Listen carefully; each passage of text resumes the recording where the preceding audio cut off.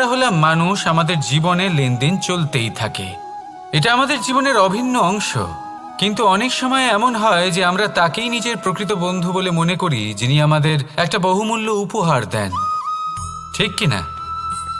এবার আপনার জীবনে সেই বহুমূল্য উপহার কোনটা, ওই অমূল্য মিত্র আসলে কে, সেই সিদ্ধান্ত হলো আপনার। কিন্তু যদি আপনি আমাকে জিজ্ঞেস করেন, তাহলে আমার মতে স্বর্ণ, হিরে, মুক্ত, ধন এগুলো বহুমূল্য নয়। বহুমূল্য হলো সঙ্গ, যখন আপনি একা হয়ে যাবেন, সময়, যখন আপনার তাকে প্রয়োজন হবে, সমর্পণ, যখন আপনার বিশ্বাসের প্রয়োজন পড়বে। যে মানুষ আপনার প্রতি এই 3 গুণ প্রদর্শন করেন, যিনি আপনার কঠিন সময়ে আপনাকে অবশ্যই সঙ্গ দেবেন, যখন আপনার প্রয়োজন পড়বে আপনাকে অবশ্যই সময়